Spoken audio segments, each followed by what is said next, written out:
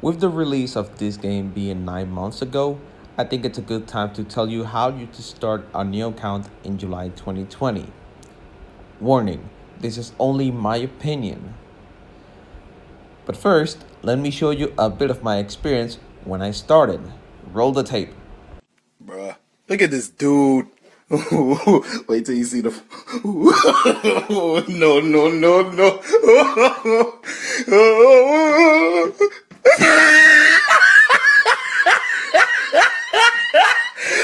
Look at the top of his head. We've all been there. Yeah, having good plugins, having good Digimon, yeah, that has happened to every single one of us. Like, yeah, I've been playing since day one, but yeah, my first 2 or 3 months weren't that good. But enough of me. I want to talk about the new players that want to come to Digimon Real and like talk about a few subjects. Like, for example, what should you reroll for the upcoming Digimon that will come, for example, tonight and in the future? Plugin when you should do plugin summons, the some of the Digimon for certain content, and how to save and get lots of rubies. So, what should you reroll for? Right now, we have the best Digimon. Well, yeah, the best Digimon like there is right now, which is Imperial Dramon Paladin mode, and he is the best choice to reroll for if you want to keep up in the meta in the battle park, of course. But if you're someone that doesn't want to be, I don't know, meta heavy or competitive or whatever, you can go and play for fun and I don't know, pull for Armageddon if you like him, pull for Zwart if you like him, or Chaos Galamon if you like him. Which by the way, Zwart is still so good with and Chaos Galamon as well. Armageddon maybe is not the best for right now, but if you like him, like why not? There's a lot of Digimon that a lot of people like here's Omegamon, Megagarurumon, Wargreymon. There's a lot, and it all depends on what do you want to do with your account. If you want to be meta heavy or not. If you ask me what should you reroll for, you have two banners. This banner which has Imperial Dramon Paladin mode, and this banner which contains Omegamon Sword and Chaos Galemon. Tonight, in a few hours, um, they'll be released a new step up summon, which the guaranteed Digimon is Tenacious Creepymon. Let me look at for a moment. Tenacious Creepymon is one of the best tankiest Digimon there is in J. Well, I don't know if JP still uses it, but for global specifically, he will be very good. Why? Because let me check. Where is he? There we go. Because of his passive. His passive nullifies some status and all that. Yeah, that's good. But the main thing why Tenacious Creepymon is so good is because he allows all allies to nullify additional crit damage for 2 turns. Basically, for how fast the Battle Park matches are going, Tenacious Creepymon will make those matches longer because since Imperial Paladin depends on crit to hit hard, Omegamon as well, Dynasmon depends on crits to counter high numbers. So he practically shuts down those Digimon, but Tenacious Creepymon doesn't hit hard. So it's not like oh Tenacious Creepymon nullify shuts down the best Digimon, so he must be the best. No, he's not. He doesn't hit hard, he's slow, like he's only there for the passive. And since he's a guaranteed, you should pull for him. Of course, if you already have a really good team on your side, I don't know how it will be if you only have Tenacious Creepymon and other Mega Digimon like a Minervamon or yeah other kind of Digimon. So I don't know how it will work. Like if you can win without using the Pokemon Paladin mode, but you have Tenacious Creepymon. I don't know. We'll see by tonight and during the week how doesn't work. So yeah, that's for who should you reroll for, and I already talked about a little bit of the upcoming Digimon that are coming.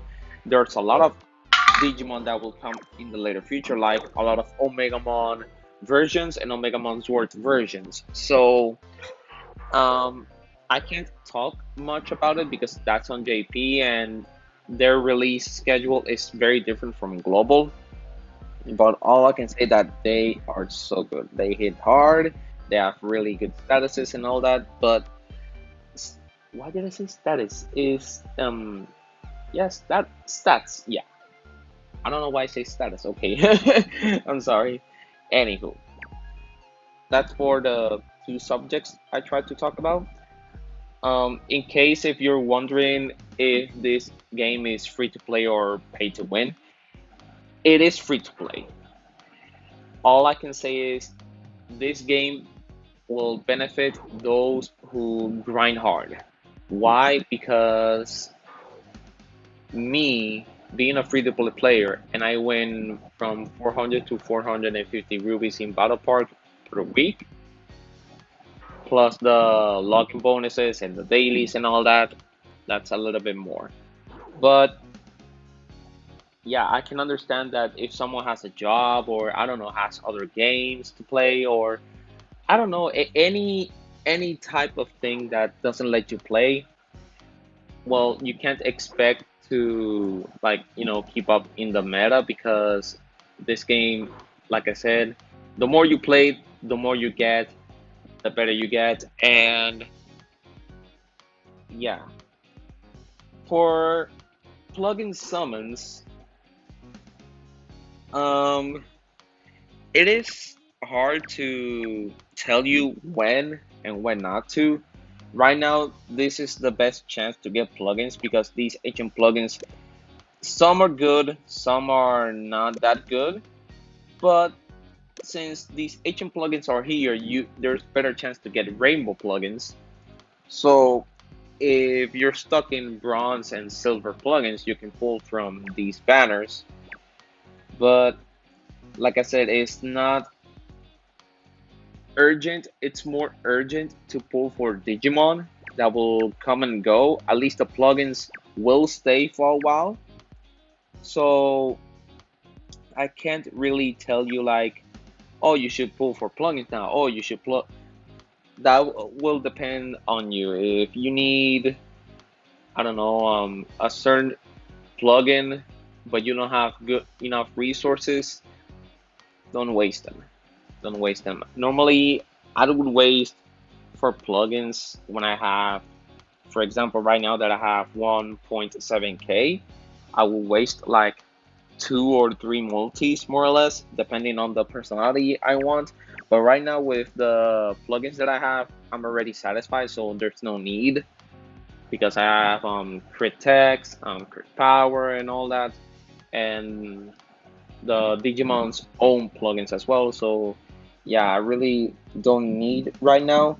But for newer players, depending on the Digimon that you will get, you will need certain plugins. But it will all depend on what you pull and the build that you want to do. Now, let's check for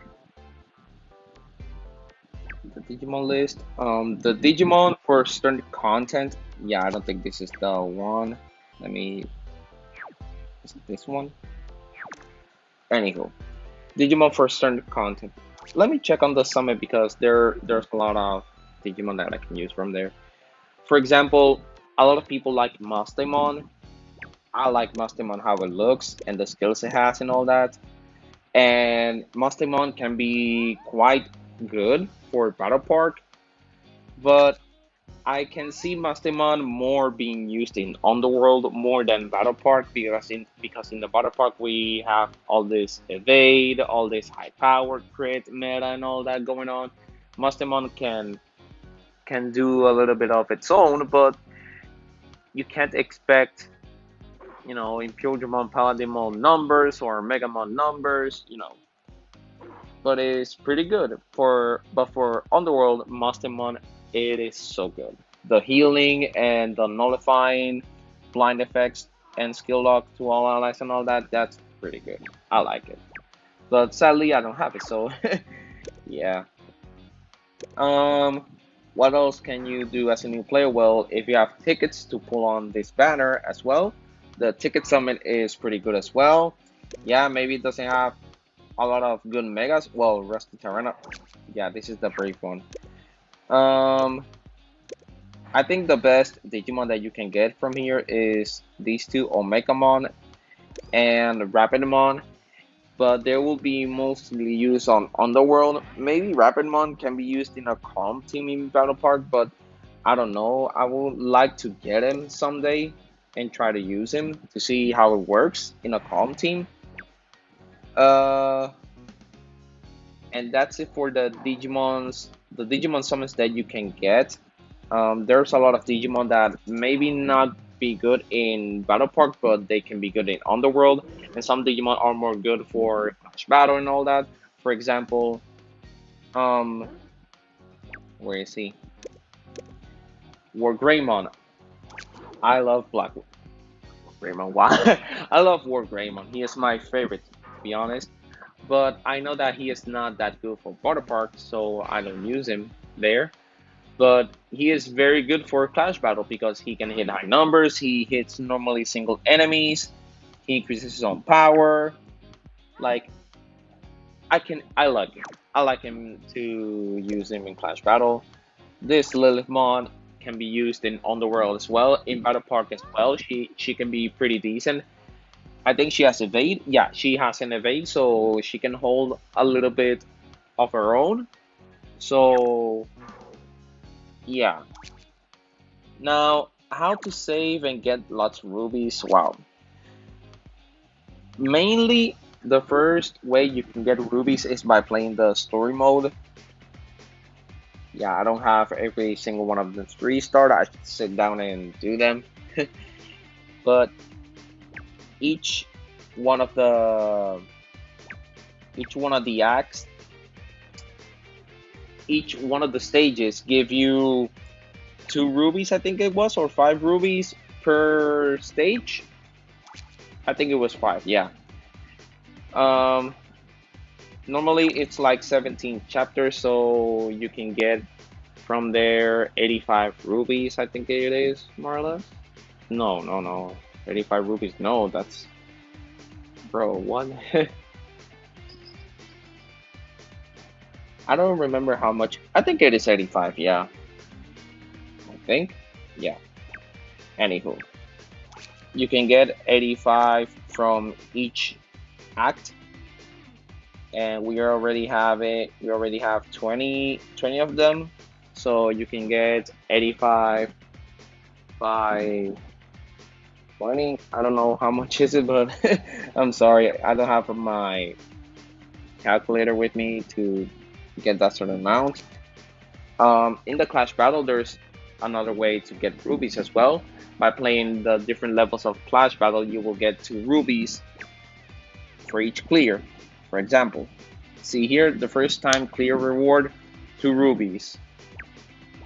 And same goes for this one. I haven't played Clash Battle that much, so I've been a little bit lazy. But yeah, this is another way to get rubies. But the main way to get rubies in this game is by playing Battle Park.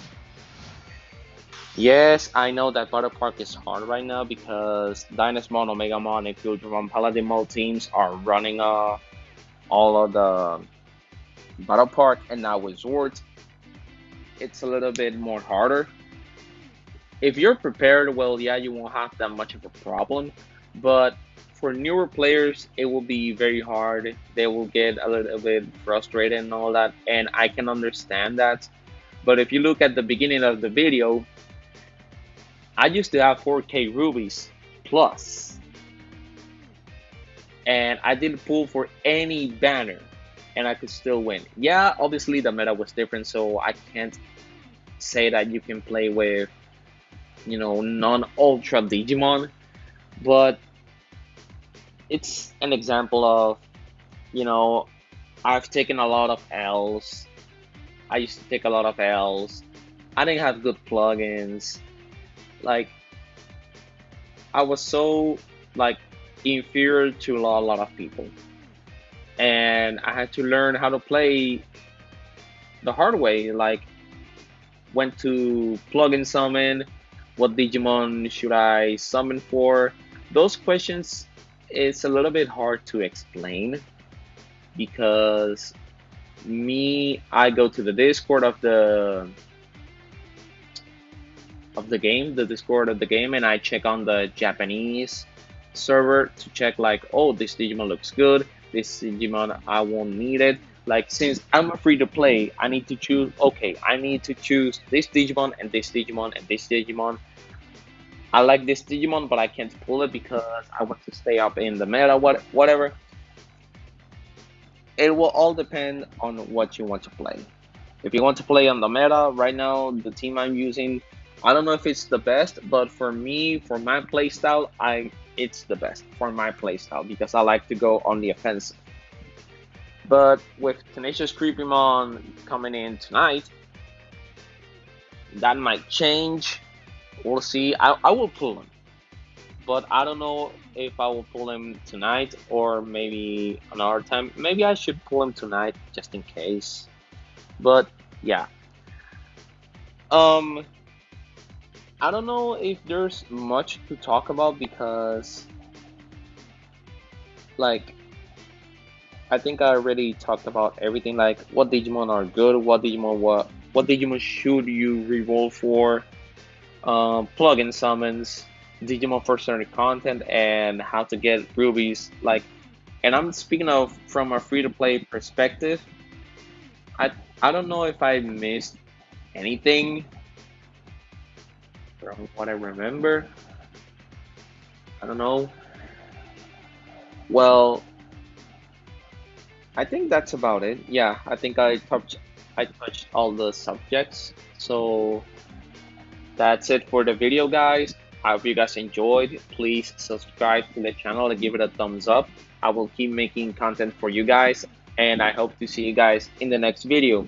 You guys take care and peace.